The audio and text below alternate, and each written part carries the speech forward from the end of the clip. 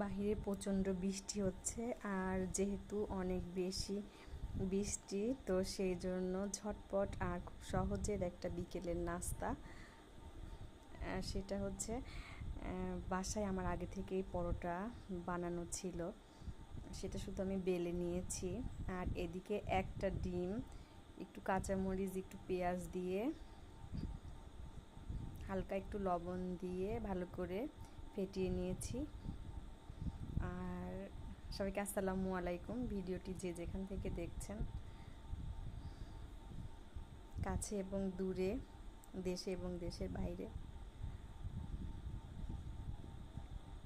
এই তো। আর পরোটাটা আমার বেলা হয়ে গিয়েছে ওদিকে। আসলে এটা ডিম পরোটা করব সন্ধ্যাবেলার জন্য নাস্তা, এটা সকালের নাস্তা হিসেবেও বানিয়ে ফেলতে পারেন। আর এই পরোটাটা এতই সফট আর এত নরম হয় যে খেতে অনেক মজা হয়।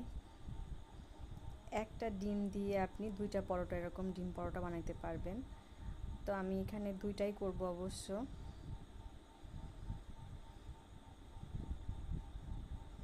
তাওয়াতে তেল বসিয়েছি।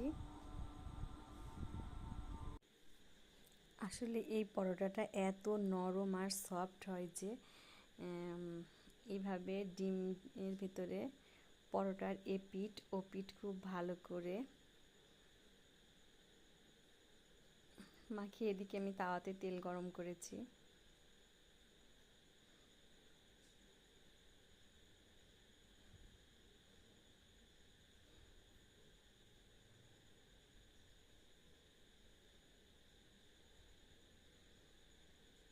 আর তেলটা গরম হয়ে গিয়েছে, আর গরম তেলের ভিতরে দেওয়ার সঙ্গে সঙ্গে দেখেন কীরকম সফট আর ফুলা ফুলা হয়ে উঠছে। আসলে এই পরোটাটা এত নরম আর এত সফট হয় খেতে। যদি কখনো না খেয়ে থাকেন, এভাবে ডিম পরোটা খেয়ে দেখবেন। বিশেষ করে বাচ্চাদের টিফিন অথবা বিকেলের নাস্তায় একদম সহজ একটা রেসিপি, আর অনেক মজাদার। মোগলাই পরোটা একরকম মজাদার, আর এই ডিম পরোটা আর এক রকম মজা।